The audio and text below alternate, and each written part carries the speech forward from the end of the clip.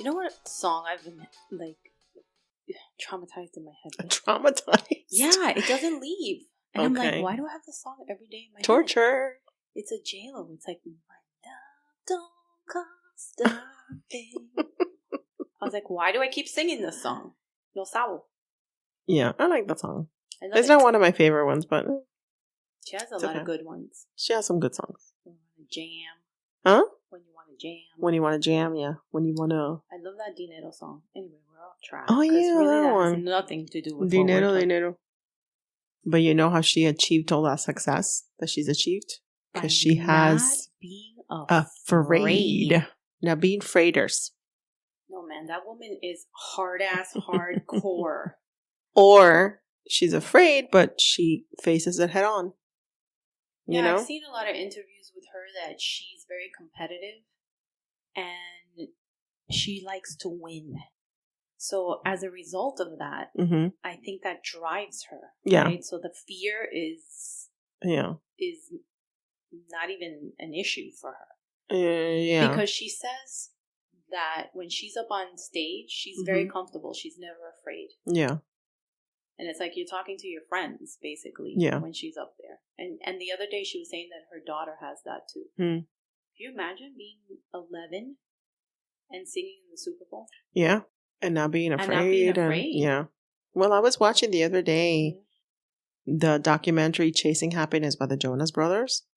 And Nick, who is not the youngest, but is the youngest of the three, since he was like 3 years old. Like, he was like really, like, he loved musicals and he made his mom like, I want to audition. Like, he was just like, just knew what he wanted and he was good at it. And he was just like, not afraid and signing autographs and like, not afraid of auditioning, like nothing. Like, super young. Yeah. So today we're talking about fears and how they can hold you back if you don't deal with them in the right way. But I always remember that quote by, which I didn't know it was like by Franklin D. Roosevelt, but there is nothing to fear but fear itself. And it's very true. Because a lot of fears are irrational or, I think too, unfortunately, we're in a society that creates fear, right? Because then you start doubting yourself because there's so much criticism and people aren't nice.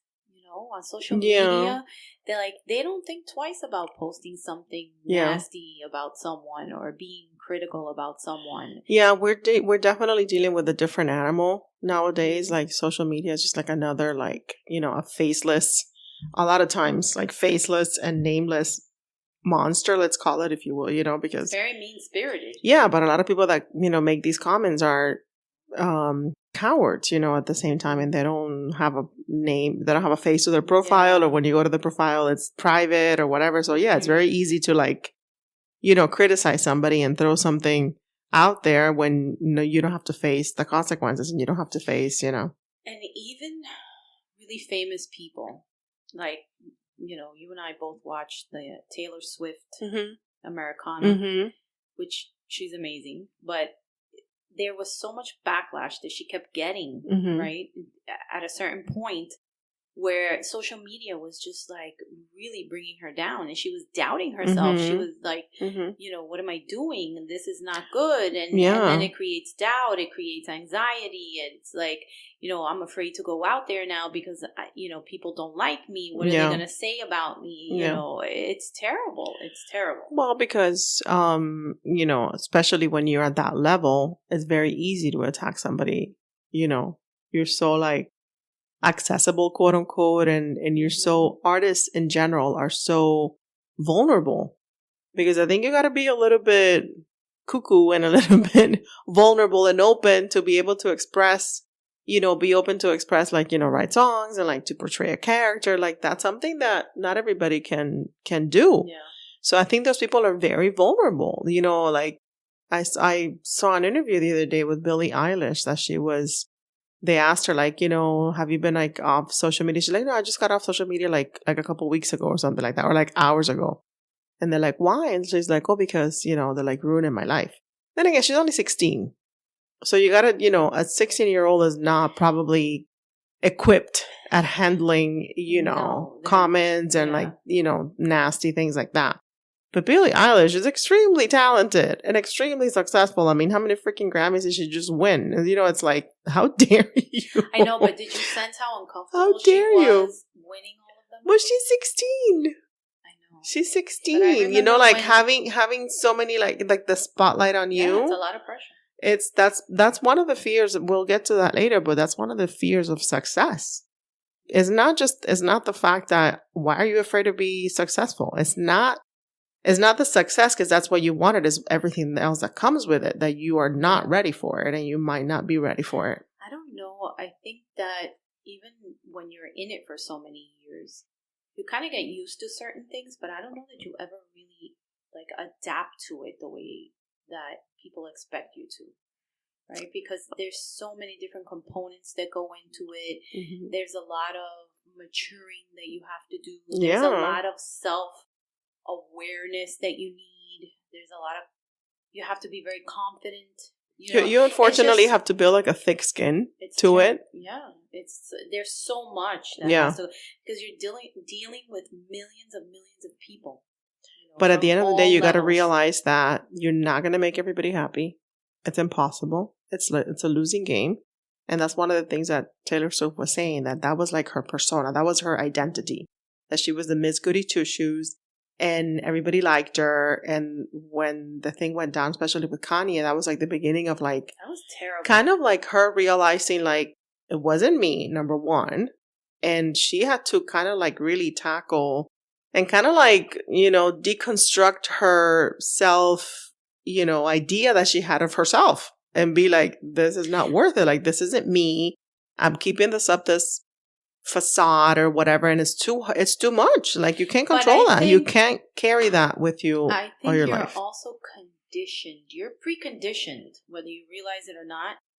When you're younger, by your parents, by your family, by your environment. Yeah. So whatever persona she was trying to create, that was a conditioning that happened when she was a lot younger, right? Of course, and she was trying to live up to that. And she did up until a certain time period. And I think even past the whole Kanye thing, she was still trying to struggle with who she is as a person, right? Mm-hmm. Can I voice my opinion and still be liked? Mm-hmm. I'm afraid to say these things and I'm holding back. And then, her having to justify herself to her parents, to her agent, to everybody. And it's impossible. And then everybody's like, that's death, if you say that. Death to your career, death to your, the amount of fans you have. And, and it's all these fear-based conditions that you're living in, which are very, false conditions that are created by other people and you believe them. Yeah. So it's sad because we instill fear in ourselves every day, I think, right? Because you're like, oh, I can't do this because I'm afraid. Yeah. Or I can't go here because I'm afraid. What about if this happens? Yeah. Or, ay, no hagas eso. Porque te va a pasar tal cosa. How many times have our parents told us that? Yeah. I mean, I think, especially like Cuban parents and Latin parents, imagínate. Something's always going to happen to you. Yes. Yes. You're going to, if you want to be a singer or an actress, they're going to rape you. Oh my God. Oh my God. Oh my God. My mother's like, niña, no hagas eso porque te va a pasar tal cosa. Sí. I was like, Ma, why are you always so negative? I know. We have obviously there are very real clinical fears, like I'm just thinking like, what's it called? Agoraphobia, which is the fear of going out or being, leaving your house. That's a real fear that needs, that needs professional intervention and, treatment and all that stuff. And I'm sure there's hundreds of other ones that we don't know about. But these are kind of the fears that we're going to talk about today is fears that you deal with, kind of like fear of failures, fear of rejection, fear of missing out, which people now they have the commercial, the FOMO. Oh no, what about FOMO? Fear of better offer. Fear of better offer. They even have it's trending hashtag FOMO, things like that, stupid shit like that. I have a friend that she comes to me one day, she's like, oh my God, I can't buy the refrigerator because I have FOMO. And I look at her and I'm like, what the heck is FOMO? And she goes, I have fear of better offer because I keep looking online and I'm like, no, tú estás loca pa' carajo, is who you are. Man, I have a friend that researches any purchase to death. Like if I need to buy like a new whatever that I don't know about, I go to her because I know she will research it and she will give me like the breakdown of like everything. Oh my goodness. And I'm, like she has that. I do research, but I'm not that far. I do a little bit of research, but honestly, when I know that I like something and I want something, I get it. Olvídate. She's like, sold. Yeah. Like, honestly. And when I do research, it's because I'm like, I'm not decided, which one I should get. But when I want something, I know that I want it and I get it on the spot. Olvídate. Yeah, I'm a little bit of a researcher. Yes, you are. And then I kind of wait it out. Yeah. So is there we should do like an acronym for a waiter-outer. I'm a waiter-outer for sales. You're a phobo. That's where you are. You're a phobo. I am partly phobo. Yes, I must admit. I have people in my family that are like very undecided. Like, ay, Dios mío. It's like, dude, you like the purse, freaking get it. It's like, ay, pero no sé, venga, just get it. No, but you know what happened? Yes, the phobo. Because I bought a purse. I will not say the store. Mm-hmm. I think I told you. And I bought the purse and I was so happy with my purchase because it was on sale, right? Mm-hmm. And then it went down more in price and I was so offended. I was like, oh, what? And then I said, you were personally offended? I cannot justify the original sale price to the lesser sale price now. I returned it. Estoy loca. You couldn't exchange it and get the better price? I don't know. I didn't want to do that.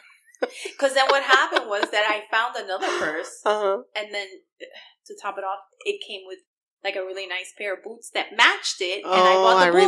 remember. Right? And then I know which one you're talking about. And then I was like, a purse and boots, and then I bought this other purse, and I was like, no. I'm already spending too much money. I need to return this. And I returned it. Yeah, I don't have that problem. I know. This is why we make a good balance. But I think fear of missing out, like it's this fear of like the grass is greener on the other side, type of thing, type of mentality.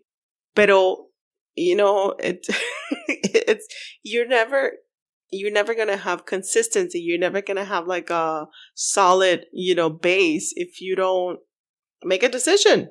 Like if you keep thinking that constantly the grass is greener on the other side, that really FOMO is like.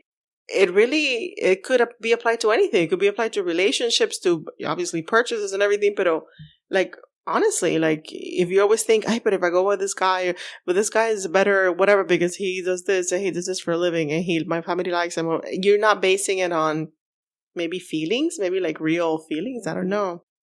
I think you should try everything that's appealing to you without any type of pressure. Mm-hmm. I think that if you're afraid, that's when you should try to do something because you never know. It's like Mikey. Hey, Mikey, look, he likes it. Yeah, it's Mikey likes it. You never know. Yeah. You never know. If you're not going to try something, you never know.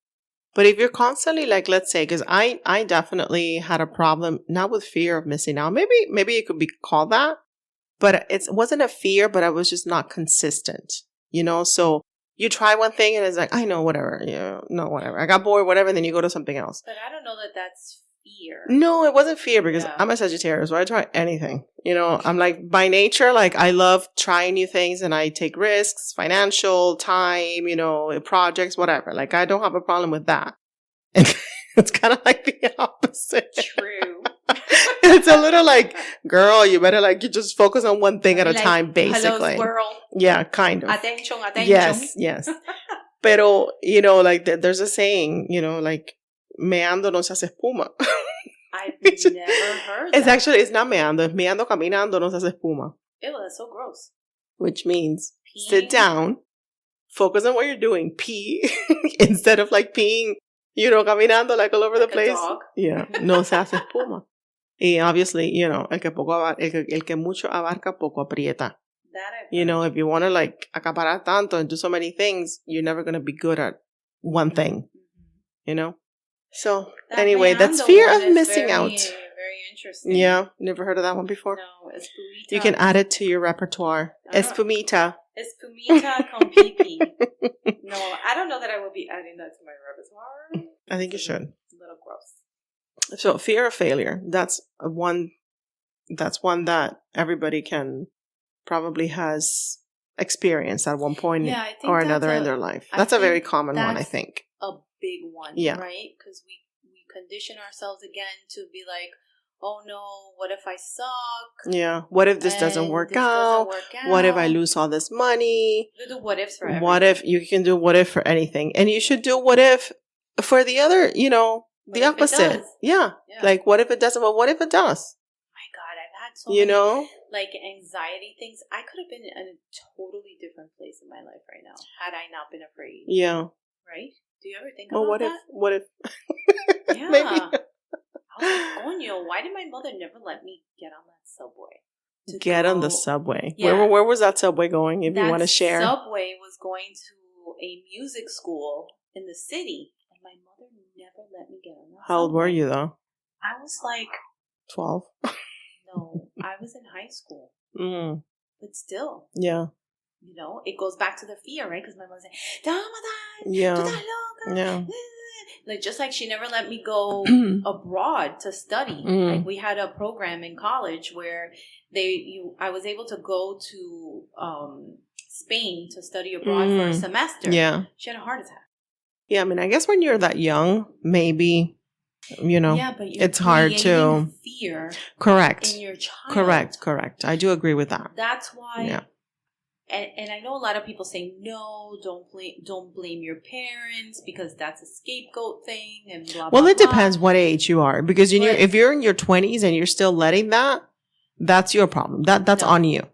But when you're a kid and you don't have, I mean, maybe you guys could have said like, wait, can I go with you? Can we go another time? Or, like that sort of thing could have been arranged. My mother was constantly working. Yeah.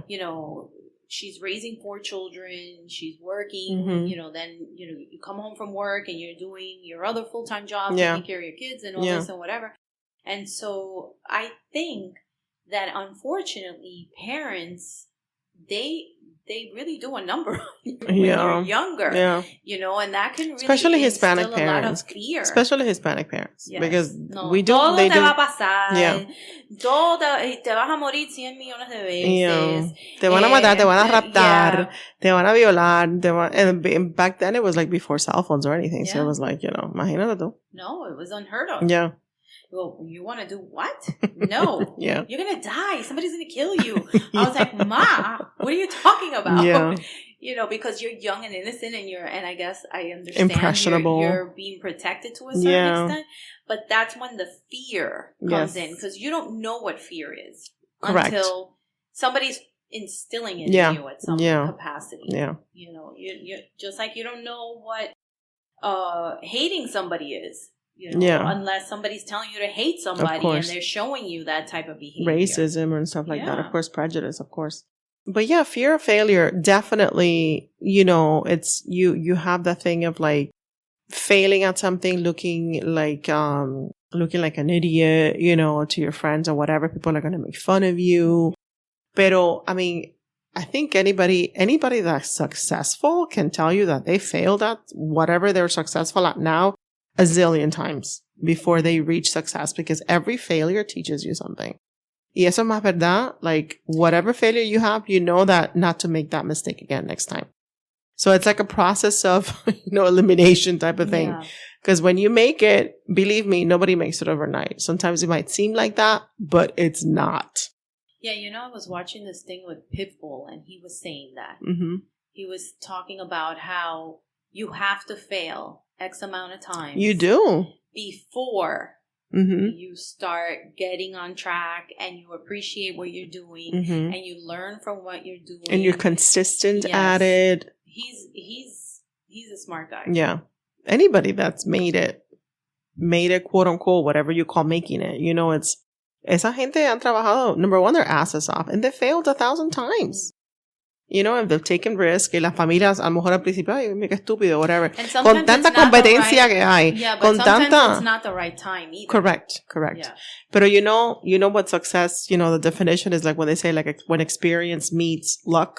Mm-hmm. And that's God's timing. I believe it. God's timing is perfect. Yes. But I think it's perfect because you are ready for it. You worked hard at it. You have the experience. And now life gives you the opportunity because, people say, oh, you're so lucky. Yeah, the harder I work, the luckier I get. is what they say, you know, because it's like, eso no sale de la nada and I tampoco. think that's good too, because you learn, you're doing something one way, and then somebody can come and be like, listen, why don't you try this? Mm-hmm. Or maybe because you see that something's not working the way you want it to, you tweak one little thing. Especially and it's inventions. A total 180. Especially inventions, the things, you know, that are patented. Yeah. Cuánta cosa, you know, like you just have to see that movie Joy. And you'll see how many things. I love that movie. How many, you know, how she failed at things that are like how she, you know, redesigned the thing that she designed, whatever, the mop or whatever. Yeah, the mop. So you just have to keep at it. You can't be afraid. Fear of rejection, that kind of goes, you know, same thing. Rejection, your parents, your friends, obviously the industry. Nobody knows more about this than celebrities and people that have tried to make it. In whatever actors? Music or actors, this is rejection every single day of your life. I know. You have to really build a thick skin. You have to be so sure of yourself, and even people that are so sure of themselves. It's after a while, I think you become cynical. Yeah. And then you're just like, whatever. I'm just going to go in there and do whatever. And then that's the day you get the freaking role of your life. You know, you'll be like, F everybody, I don't care. Yeah. Or you're like, you know what, let me just give it one more try, one more chance, whatever. Land, remember when she was like so like defeated, devastated already, and she was like, oh my God, this is horrible. And then, you know, she goes in and that's it. Again, it's like the same thing. It's like you just got to keep at it. And I don't know if it's like the thing is that you're so sure of yourself. I think number one, you have to have a passion for it, because that at the end of the day, that's what drives you. If you love something enough that you're like, I can't see myself doing anything else but this. I know it's hard. I know I'm probably not going to get this part, but you know what? I might meet this person. I might meet this other person, and then that person, because how many times that has happened?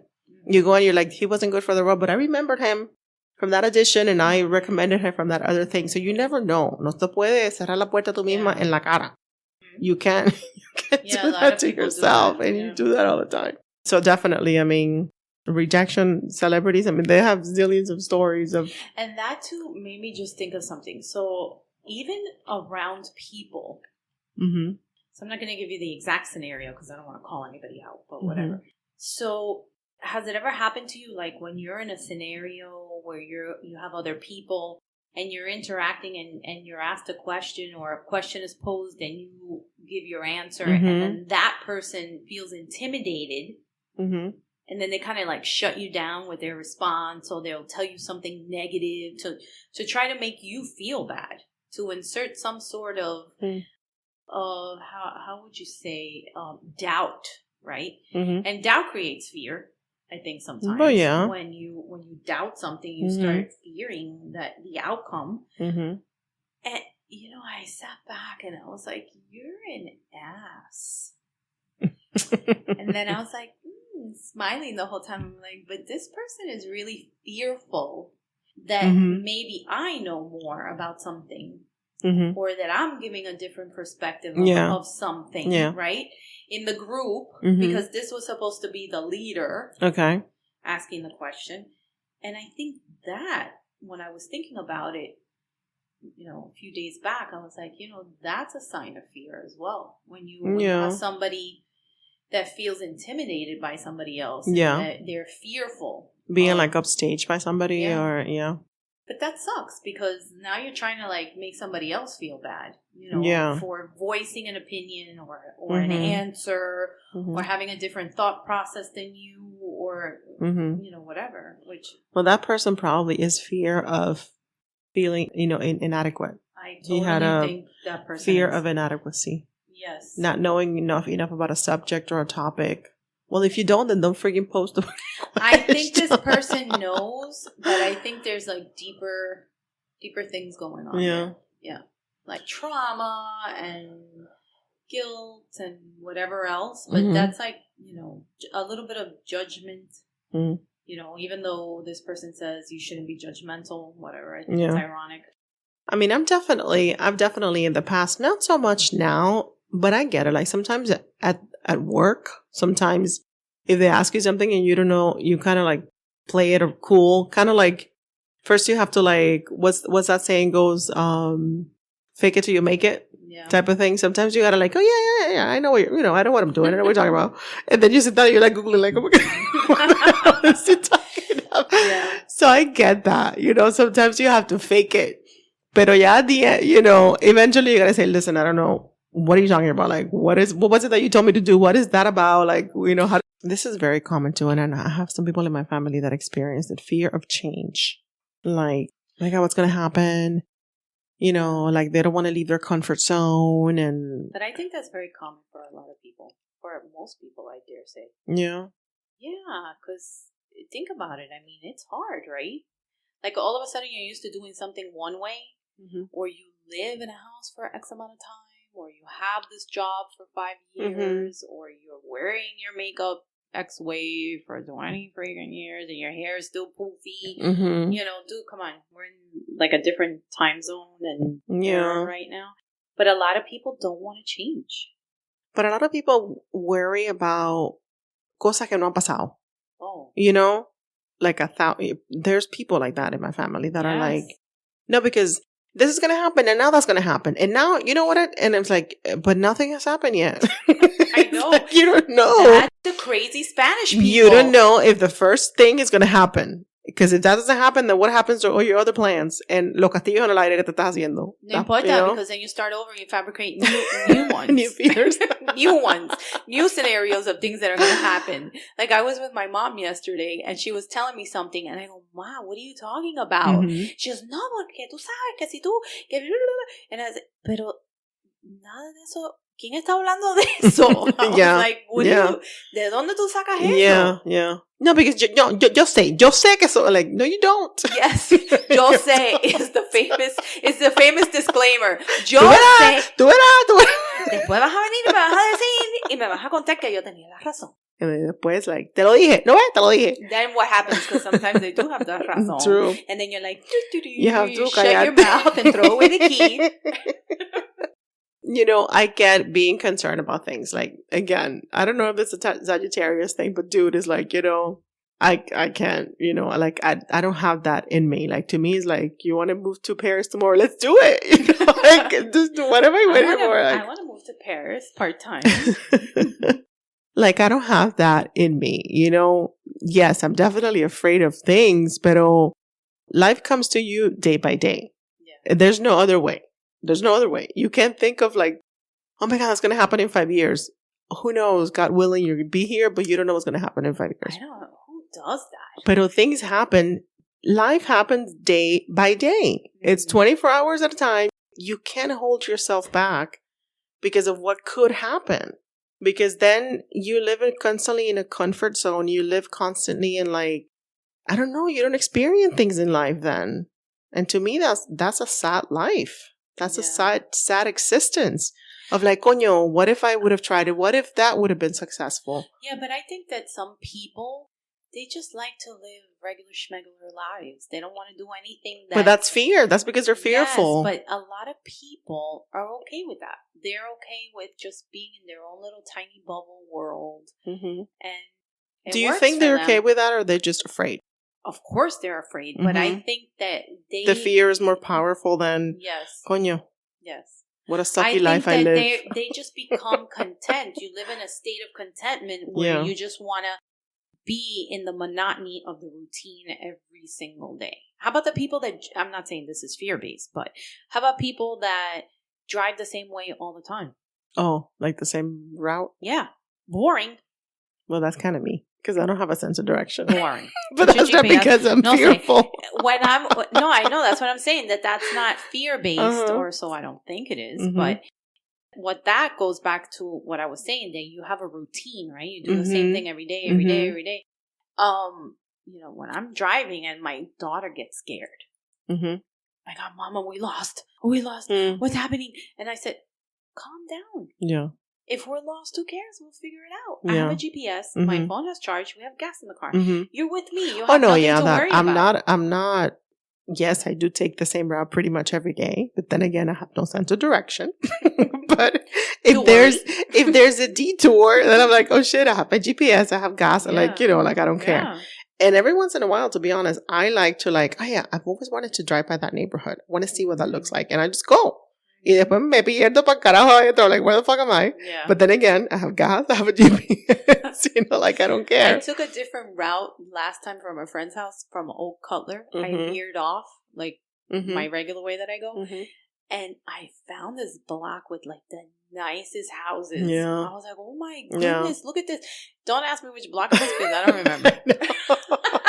I'm trying to, like, recreate. You would have to, like, retrace that. You retrace your steps. I was like, what you don't street was that? Any breadcrumbs? You don't leave any breadcrumbs? No, none. But I mean, fear of change, hello. That other famous quote, the only constant is change.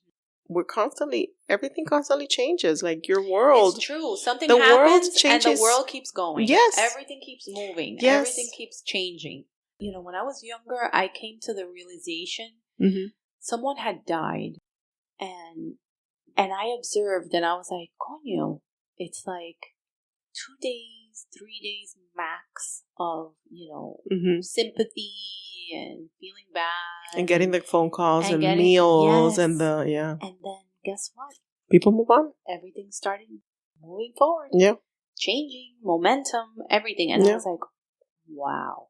You know, that's like the first time that I had an actual reality check. Aha moment type of thing. Yeah. When it came to like, wow, you know. Death and. You die. Yeah. It's sad. The end. Yeah. It's time to move on. Yeah. I mean, it depends too on like the way you died and the age that you were. You know, like there's those things depend too. But and it's you know, it's different for the people that obviously if it was like, let's say a grandparent or a husband or whatever, it's different. But la gente alrededor tuyo. Yeah. Ya después de una semana, people move on. Yeah. You know, it's like. It's true. Yeah. You're like, I was like, wow, this is incredible. Yeah. It's like that's how you start learning that nothing stays still. No. Nothing. So you either relationships end, people die, things change. A lot of things are not forever. Most things are not forever. No, except death and taxes. Except death and taxes. I love that movie. That's all. He's like, death and taxes? The guy's like, yeah, you never heard that expression? Yes. He's like, no, like death and taxes? Like, I'm dead. Like, I'm dead. Death and taxes? That's so weird. Fear of getting hurt. Oh, man. Oh, man alive. Imagínate tú. This is a big one. That is a very... Imagínate. You will never... No. You will never... Entender. Even though love does not mean hurt. Okay? Love does not equal hurt. No. If you're hurting in a relationship... Go back to the song. It's not. And it doesn't cost a thing. Sometimes it costs maybe a subscription fee to a dating app, but it doesn't cost a thing. I do.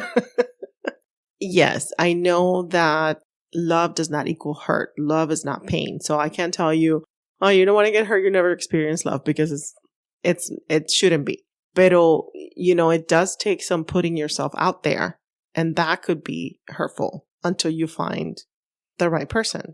Yeah, like that movie, He's Just Not That Into You. Mm-hmm. You see all the guys that girl dated, but then all the crazy things that she used to do because she was like dying to have a relationship, and because she had the wrong idea too of like, oh, he's doing this to you, he's not calling you out because he likes you. No, dude, he just doesn't like you. Why would somebody not call you if they like you? he really does love me, but he never calls me. He's just busy. No, he's just not that into you. Whatever scenario, he's just not that into you is the answer. Or she's not that into you. It works both ways, people. Yeah. But I remember that movie. There was a movie that I didn't remember the movie that well, but I remember the quote. And it was We Bought a Zoo from Matt Damon. And he had, like, I think his wife had passed away. So he had his 2 kids. And the son falls in love with likes this girl. And I think somebody, I don't know who tells him, like, all you need is like 5 seconds of sheer bravery to tell this girl, like, to ask her out or tell her that he loved her or like something like that. It's just 5 seconds. That's all you need. So I remember that quote when I was doing this episode. You do have to put yourself out there. Was it Love Actually? Mm-hmm. When Liam Neeson has the little boy. The And he tells him a similar thing. Kind of like the same thing. Go for it, do it. And the little kid runs through the entire airport to go see her. I love that movie. I watch it every year. Movie. That's the best freaking movie. I love it. It's awesome. It never gets old. Go watch it. Yeah. And honestly, like, whatever hurt you think you will experience, you always have to tell yourself, this too shall pass. Do you think it's not going to hurt forever, that guys use that more than women? What? That excuse of fear of getting hurt to be in relationships? I would say yes. I don't know, because, man, most of the time, I mean, the guy's the one who initiates. And I think guys get rejected a lot. A lot more than girls. I think that when a guy is in a relationship and he gets hurt, I think for the next one that's coming down maybe the pipe, in the long run, yes. Maybe, maybe it is like, maybe it is harder. I think it's harder for people to just like open up again because you're already experienced. But guys go through rejection daily, I think. Girls, we just need to look pretty and just sit there and hope. Which goes back to notice us wanting to be a hot guy for just a weekend and to see how it feels. But that means you're the one that has to initiate. It's okay. I just want to be. You want to do that? Yes, I want to be a hot guy with a lot of money and drive a Porsche. Yes, because I want to see how that feels. Okay. I have penis envy for a weekend. And going back to getting hurt, like fear of loneliness, that's sad. Because una cosa es estar solo, otra cosa es sentirse solo. Like soledad. Yeah. That happens a lot in old people. That's so sad. They're so lonely. Yeah. I know some really old people that are very lonely. When you're lonely. Because you can be by yourself and not feel lonely. Yeah, but when you're old like that, and you don't have family, or maybe you do, but everybody's so busy. Yeah. And I think the elderly suffer this a lot. Absolutely. But I think it's more like a fear of loneliness, like it keeps you from maybe getting out of a bad relationship or a not fulfilling relationship, because what's waiting for you? Oh, loneliness, that's what you think. It shouldn't be. There could be somebody else that you meet. Well, there's a lot of people in relationships because they don't want to be by themselves. Yeah, absolutely. Yeah, for sure. I can name like 15,000 right now. For sure. But people, if you feel lonely, everybody tells you, oh, then go to this and do this and plan this. And I mean, you have to, you can't depend on other people to invite you and to do this. Sometimes you have to create that. Yeah. If you're lonely, coño, there's got to be one person that you can invite on your phone, whatever. Come over, I'll make dinner. What do you want to do? And, let's go to a movie. Let's do this. Little by little, you'll start planning things and, come over to my house. No, and I'll pay for this. And you have to put yourself out there too. You have to be social. But you know what sucks is that if you've been in a relationship for such a long time and you have alienated yourself from people, it's hard to get back on that track. Yeah. Because then people are like, oh, now you want to hang out with me? Yeah. Yeah. I saw a show just like that. It's called Dollface on Hulu. And it's the same thing. She's not lonely. She's not doing it because she's lonely, but she's doing it because she's in a relationship for 5 years, and she was like consumed, self-consumed, because her boyfriend had her own life too, his own life. But he ended the relationship, and she was like, "Fuck, I have like nobody, because I have like been consumed. I put everything I have into this relationship, and now I have like no friends, nothing, because she didn't put the time, into those relationships, and their friends kind of like." They were, upset. So they kind of like también lost track and, move on. I remember having a relationship in college with a guy who I was like totally loving. Mm-hmm. We were in a relationship for a while, but I had my friends, and he said to me once that he wanted me to stop being friends with my closest friend. And I said no. And you were like, goodbye. You were like, bye, Felicia. No, I didn't kick him to the curb, but I put my foot down. And I was like, no. I said, I'm not doing that. Sorry. No, you can't. I love you. I want to be with you. And, I'm not restricting you. I don't expect you to restrict me. And I'm not going to stop being friends with this person. No. But the majority of people don't do that. No. Especially when you're in college. No. What the hell do you know? You were like, okay. Yeah. Okay, I love you. And I wouldn't be, I don't know. I wouldn't. If I were with somebody que no tiene amigo, que no tiene nada, I would be a little bit like, dude, don't you have your love? You're weird. Like, you need to get friends. You're Like, for real. Go away for 5 minutes, okay? Because you're like suffocating me. Stop breathing in my ear. Dude, I don't know. I'm a Sagittarius. I love to experience everything under the sun. So I'm always planning something.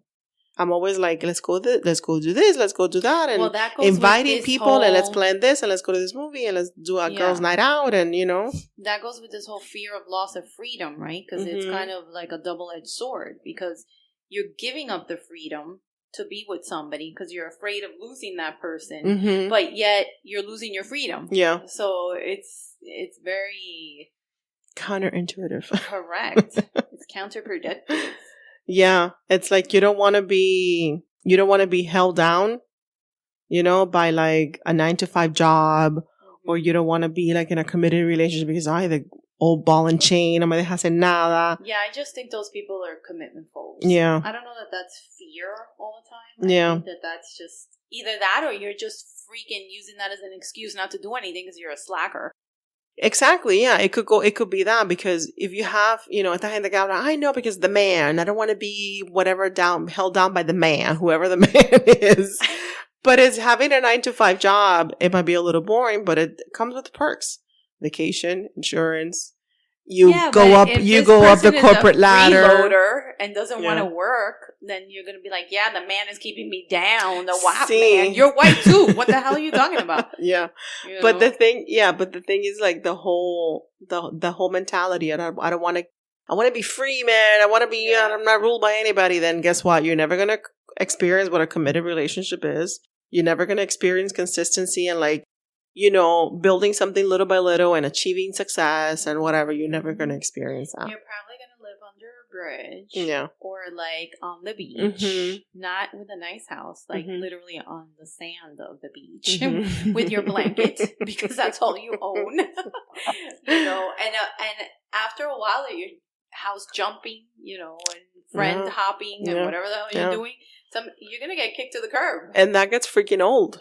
Yeah, that's going to get old, and you're going to wake up one day and be like, what the fuck have I done with my life for the past 20, 30, 40, 50 years? I have nothing to there's nothing. I've wasted my entire life. I have nothing to show for. I just thought of Wedding Crashers with Will Ferrell's character. Yeah. He's screaming. He's like, "Mom, give me a sandwich!" And he does nothing with his life. All he does is he crashes funerals. Yes, right? Yes.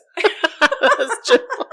The other one crashed weddings and he crashed funerals. I remember that. Oh my goodness. Yeah. Because he doesn't want to do anything. Yeah. And it's not because he's afraid. He's just a slacker. Yeah. Yeah, so guys, you need to differentiate when you meet somebody. Are they a slacker or are they afraid? Yeah. Are they freighters? Yeah. Or and honestly, either way, you run, Forrest, okay? Run away from that. And this is my favorite, fear of success. And I was like, what do you have to be afraid of? This is all you wanted it to be a success. Yes, but this is what they say. The success itself, even though you've been working for it, is fine. But success means change. Because let's say you fail at something. You can go back to where you were. It's a comfort zone. That's fine. I've done this for the past 20 years. I can do it again. No problem. Fear of success, if you succeed, that means change automatically. You might need to relocate. You might need to, you might need to move cities, towns, countries, whatever. Your schedule's going to change. You might think irrationally, probably, my God, am I gonna become a different person? Am I gonna like the person that I become? Are people gonna like me for what I am? What if I'm gonna lose friends, quote unquote, because if they're friends, you're not gonna lose your friends. That's so odd, right? That but something so great can hold you back from doing it because you're gonna have more greatness. Yeah, but even people that have experienced success, let's say, quote unquote, again, overnight, because nothing is overnight. But when people come at let's say Robert Pattinson, when he became overnight, again, quote unquote, success because of this movie Twilight. I think people in that environment were really afraid. It's not to go from basic, total, obscurity to all of a sudden everybody know your name. And people may be stalking you and they know where you live. That's scary. Well, that's a legitimate fear. I mean, when things like that start happening to you and when a lot of famous people go through that, I mean, loss of privacy, like anonymity. When I was younger, I used to, I want to be famous. I want this and that, because you don't really know. But then when you get older and you start watching these things, I'm like, yeah, I want to be famous, but I don't know that I want to be famous like that. Yeah. Or I want to be known for something that I do, or whatever. But yeah, that's overwhelming. Yeah. When it gets to that level, that's overwhelming. You can't walk anywhere without somebody being your bodyguard. Yeah. No, after that, your life is never the same. It's never the same. Yeah. And everybody pretty much around you, your immediate family, también suffers.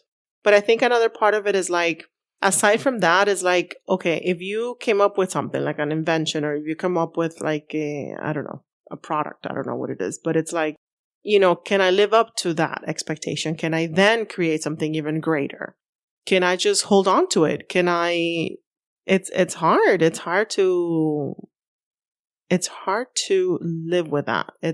So I get it. I get the fear of success, but I guess it could be also like, you're kind of like self-sabotaging yours. You can constantly, live with that fear, because it is like self-sabotaging. Yeah, it totally is. Yeah. But I think something like that, when you reach the successes, I think some of those fears are very legitimate. Yeah. Because of this environment you're in. Yeah, especially now. Yeah. Especially nowadays in social media and all that stuff. But of course, not to hold you back from actually achieving the success and not going for it, going for what you really want. Yeah. I think that you should overcome everything else. The scary parts of it, there's ways to deal with it. I think it's inevitable, and you have to just get a bodyguard. Yeah. There's tons of bodyguard. Who was I watching the other day? I was watching something on Netflix that I was just channel surfing. And it was this Spanish actor guy that had like 3 bodyguards walking next to him on South Beach. And I'm like, oh. That kind of sucks. That you can go anywhere by yourself. That's so hard. Can you imagine like never being able to go to, supermarket? You're never able to go to any public thing. It's like everything is like delivered to you. Like that would kind of suck. Or they close down the store. You have like a whole crowd of people outside. I mean, I guess it's the price. And then it's like you're like constantly like, are these people my friends because they want to be my friends, or because they want something from me? Like, that's another part of it, Hopefully you're in a good place where you have your people before you get to that Yeah, level. But that sucks that you only, even like Taylor Swift, you see, she has her people. And a lot of these people are like way older than her. So it's kind of like you become limited to like that little circle. Well, she has her other people. She has like Selena Gomez, and she has, no, I think she has real friendships, like her younger counterpart friends. But a lot of these people, but they're all effed up too, because they're all in the same circle. These poor kids, they're like, traumatized. Yeah, they're multi-talented, but unfortunately they're effed up. Yeah, not everything is as easy and simple as it looks. So there's ways to conquer your fears, obviously. Hopefully people do some of these things. But this is what one expert said. This is what you should do. First of all, write down all your fears, okay? Not in a particular order, just whatever comes to mind. Just write it down and be as specific as possible as to why you fear that fear. And then you go through the list again and you prioritize them. So this is the number 1 fear that I have. And then number 2, number 3, whatever, in the order that you fear them, how often you fear them, basically. And then you're going to start tackling, well, first of all, you're going to create a support system, okay? Whether it's people around you that you're going to say, I'm going to work on this, I need your help. Whether it's a therapist, whether it's, trusting friends and family that you have, or, you can create steps and create, mantras or sayings to yourself that you can repeat to yourself. And like whenever something pops up, you're like, say these things to like, and even therapists will tell you to create some sayings and some things that you're going to repeat to yourself, when one of these fears pops up. Like, I believe in myself and nothing's going to happen to me. I can create my own, destiny or whatever, or, whatever it is that you want to tell yourself. I think that's so easy to say, but a lot of people are like in it. I think if you have fears that don't allow you to progress, those are more deep-rooted fears, and those are the fears that you need to seek help from. I don't know that Your friends might be a support system to a certain extent, but I don't think that that's really going to help you. And for somebody to be able to do these things, I think you have to be very strong. Yeah. You have to have determination. You have to want to overcome the fear. Yes. And I think that's very hard for a lot of people unless you seek therapy. Yeah. Yeah. So that's one thing that you can do. And then you start taking action. And you're not going to tackle the number one fear first. You're going to do the little ones first. Forget about dealing with the first one. If you have 10 fears, go to the number 10. And see how you can, work on that fear. I was just thinking of something. If you just want to be a total descarada and you're like in your relationship, y tengo miedo de cocinar. Me da un miedo esa cazuela. Él te va a decir, mira, cocinar. Tú tienes miedo. We have to fear our fear. We have Mi amor, ayúdame a salir. Vamos a salir a comer. Ay, no, esa escoba me da pánico. No puedo. We have to face those fears head on. Te voy a coger la escoba y te la voy a romper por la cabeza. And then the last step is do not set a time for conquering these fears. Pero do set yourself like consistency because that creates momentum. Yeah, yeah. When you start at number 10, then they're like, oh, okay, I did number 10.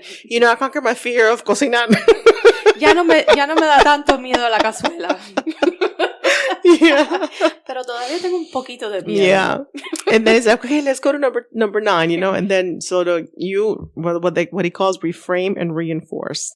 Your first time tackling a particular fear might be a total disaster, but that's okay.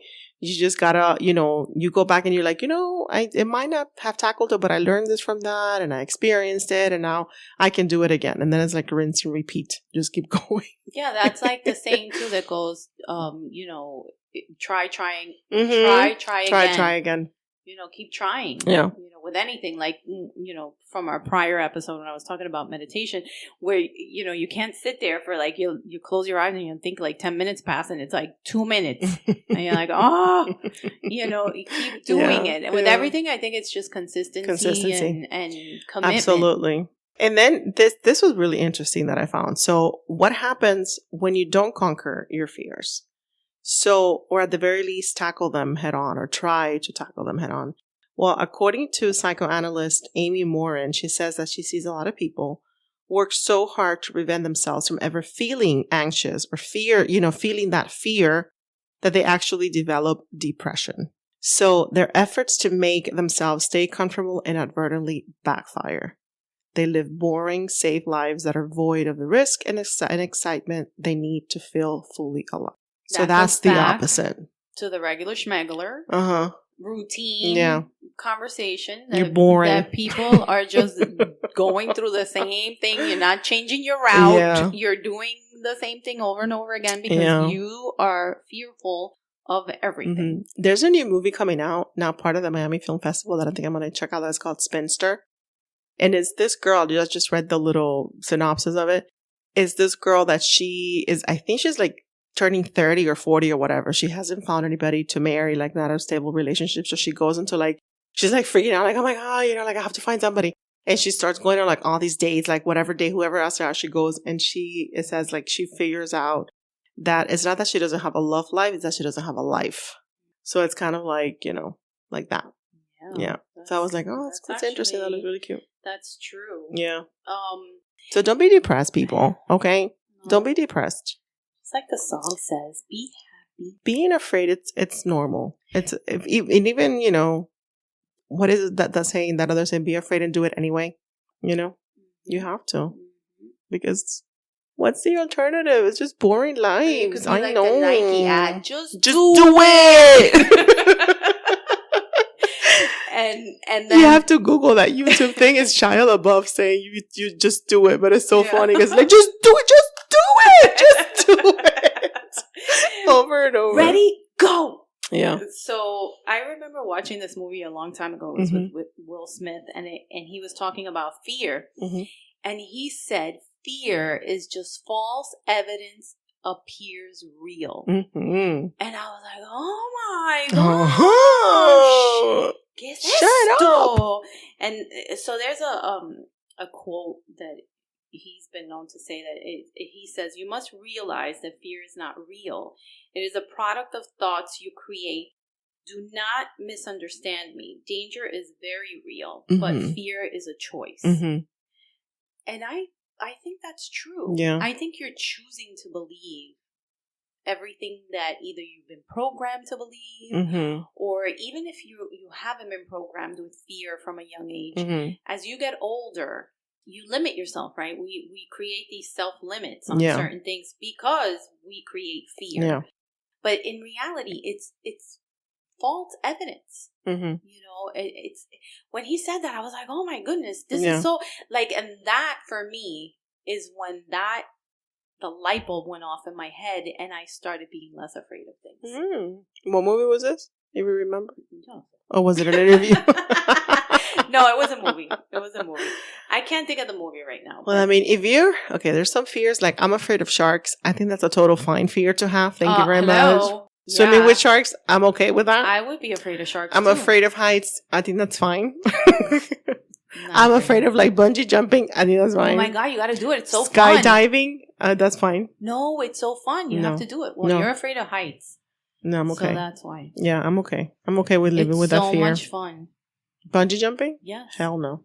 It's fun. No, I'm okay with that. And parasailing? No, you don't do that either? No, I did. I did one of those things. I did one of those. Maybe it was parasailing. I think I did parasailing. My biggest fear is cucarachas. See, that's stupid. That's stupid. No, that's not stupid. That's not stupid. That's stupid because es una cosita así. ¿Qué te va a hacer esa cosita? ¿Qué te va a pasar? No importa. A mí no me importa. Tú me enseñas una cucaracha y yo, mira, sprint marathon runner in like 0.1 seconds. Listen, I'm afraid of rats, okay? Pero afraid of cucaracha? ¿Qué te va a hacer una cucaracha? I'll call you when I need to kill a cockroach then. And you call me when you need to kill a rat. I don't know. I see a rat and I'm like, ah! But I'm not afraid of them. No, I'm terrified. I think the guayabitos are cute. I'm terrified. Ah, bueno. Terrified. You see? But a cockroach, I'll just step on it. Oy. Anyway, that's disgusting. Let's end the show on a positive note. In closing. Well, people, don't be afraid. Face your fears head on. Don't be afraid. Fears like, those type of fears that we discussed. If you're afraid of cucaracha, I think that's fine. Buy a can of Rage. Or call an exterminator. Yes. And have a fabulous, fabulous day. Yes. Thank you for listening. Hasta la bye-bye. Ciao. Hi, everyone. We're on YouTube, Google Play Music, Spotify, Radio Public. Remember, share, like, and subscribe.